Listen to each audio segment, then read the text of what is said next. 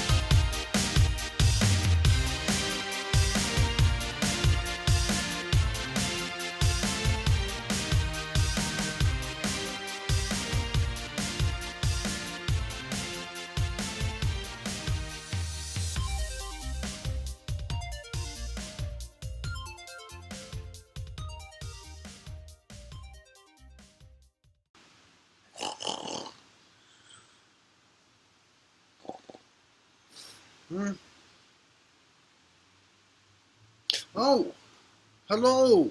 You're here. I'm sorry, I dozed off. It's so hot that I fell asleep. I'm so sorry. I didn't mean to keep you waiting. I hope you weren't waiting very long. Good afternoon, coffee. Anyway, you're here to hear a Moses story, aren't you? Thank you for coming on. I'm Pastor Mark of Clinton Avenue Reformed Church in Bergenfield, New Jersey. And you're going to be watching this either on YouTube or Facebook. So please, if you like the story, leave a comment, like it, share it with your friends. I want more people to hear these wonderful stories of Moses. Well, today the story's not actually about Moses. It's more about a woman named Esther and how God fed all the people of Israel who were wandering around the wilderness. You remember they were out there for 40 years because, well, that's a later story. I won't tell you that. But they're wandering around a long time. Now, they did take a lot of food with them when they got out of Egypt, and they took a lot of clothing and jewelry, but, you can't eat clothing and jewelry. And at some point, you're not going to have much food. That's a lot of people to feed. And they were in a wilderness, so they weren't settled down and trained to farm anything. Sometimes water supply got a little short. How did God feed all of his people? Well, he did it quite remarkably. There was something called manna that formed on the ground every morning. And God, through Moses, said, okay, every day you go out and you gather up this it's kind of like dew, but it's white and it's sweet.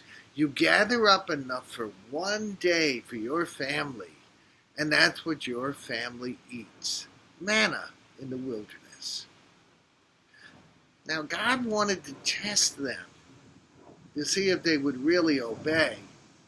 So God told them every day, gather just enough for that day. No more, no less. He wanted to see if they were really listening. He did make one exception. He said the day before the Sabbath, you're not supposed to work on the Sabbath. That day belongs to God. I hope you and your family dedicate a day a week and make it God's day and not do your normal work. No, God deserves a day. God deserves our respect. So he said, the day before the Sabbath, gather 2 days of manna. That way, you won't have to gather it on the Sabbath day. God's testing them. Are they listening? Are they obeying? Every day, gather 1 day. Day before Sabbath, gather 2 days. Don't do any more than that. Well, the people wanted meat as well. So God sent them quail at night. So every day the people of Israel went out and gathered just 1 day of manna. And in the evening they grabbed quail. The quail came very, very close so they could catch them. What's a quail? It's a big bird. It's a very big, colorful bird. And I don't know what it tastes like. I've never had it. I'm told it kind of tastes like turkey. So that'd be pretty good. Turkey dinner every night, or a quail dinner every night. But some people did not listen to God. Some people thought they knew better than God. Maybe you sometimes think you know more than God does. A lot of people around tonight think they don't have to obey God, that they're a little smarter than God. Well, we're not. Some people started gathering more. Instead of getting 1 day, they gathered 3 days. And they made a discovery. Once manna sits a few days, it smells. And it tastes so sour, it's ridiculous. But rather than me tell you all about that, there's a lady, Esther, who made that mistake. And she's going to tell you her story. So, wait just a moment, and you'll see Esther telling you her story. Don't forget, share, like, comment, tell your friends. Pastor Mark, Stories of Moses for the Young. Thanks for being here. Stay here. Esther's coming.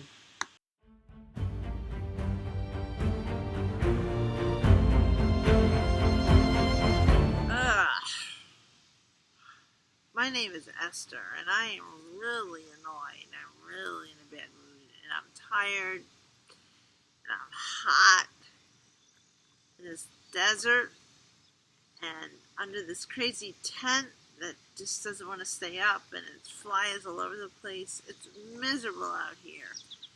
And to make matters worse, I have this horrible, stinky manna that you can't even chew, and it stinks, and you can barely have it in your tent, let alone eat it. It stinks. Moses, this is your fault. We had it better in Egypt. We at least had a place to live. We didn't have to live in this horrible tent, and we had food. I mean, it wasn't great, but we had food. We didn't have to eat this garbage. I thought I was going to get ahead of myself, and I picked up like a couple days worth, and it's awful. Moses, I guess I didn't listen to you. We were supposed to just do 1 day at a time, and except for the Sabbath, and have 2 days at a time. But I got a couple days at a time, and it smells awful. It stinks. How can people eat this stuff? Eat this stuff in quail? I can't take another bite of any of this. And how am I supposed to get my family to eat this? No matter what you do to it, stir it, put it over here, out of the sun, nothing helps this. But I guess I learned my lesson.